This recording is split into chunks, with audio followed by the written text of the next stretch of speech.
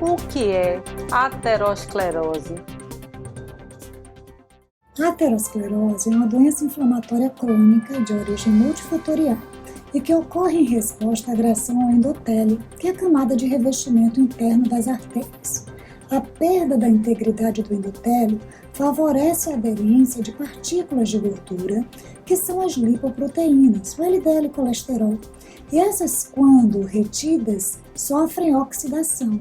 Este depósito é o processo-chave no início da aterogênese, que é a formação da aterosclerose, e ocorre de maneira proporcional à concentração dessas gorduras no sangue.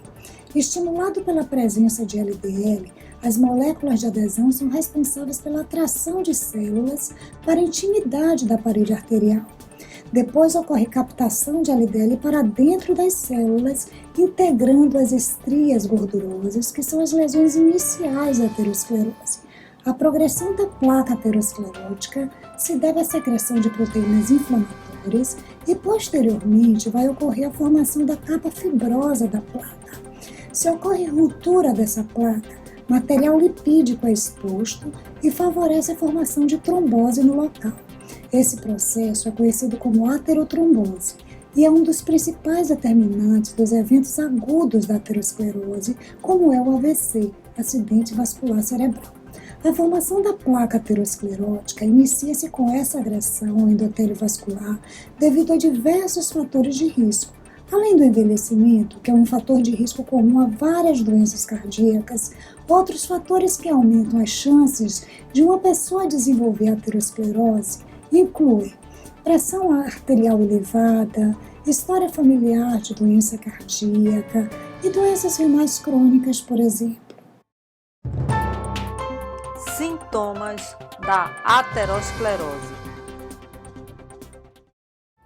Os sintomas da aterosclerose podem ser bastante claros, mas em alguns casos uma pessoa pode ter a doença e não apresentar qualquer manifestação. Quando afeta as coronárias, artérias do coração, pode ocorrer dor no peito, angina ou infarto. Também pode ser falta de ar ou fadiga. Isso ocorre quando o coração não está recebendo sangue suficiente. Quando compromete as artérias das pernas, os sintomas são dores nas pernas ao caminhar, que melhoram com o repouso, queda dos pelos e pele fria e palidez nos dedos. O primeiro sintoma da aterosclerose carotídea pode ser o acidente vascular cerebral, que é o derrame. Alguns fenômenos transitórios, como tontura, também podem sinalizar a presença da doença. Diagnóstico da aterosclerose. Para se ter o diagnóstico da doença aterosclerótica, primeiro, parte-se da suspeita da sua existência. Isso é feito pelo médico avaliando o perfil clínico e os fatores de risco existentes no paciente.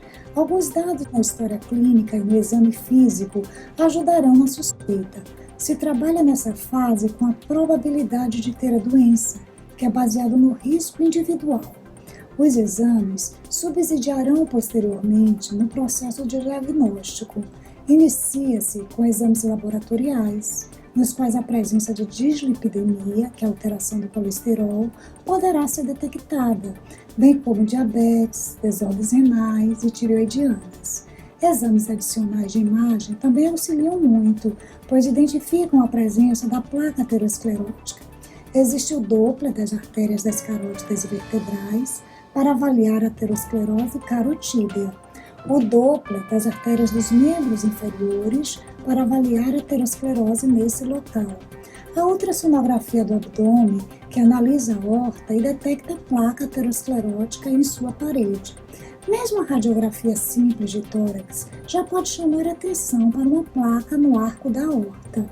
Existe também um exame mais moderno, o exame do score de cálcio, que é um marcador para a presença de placas ateroscleróticas nas artérias coronárias e é realizado através da tomografia, portanto, leva carga de radiação.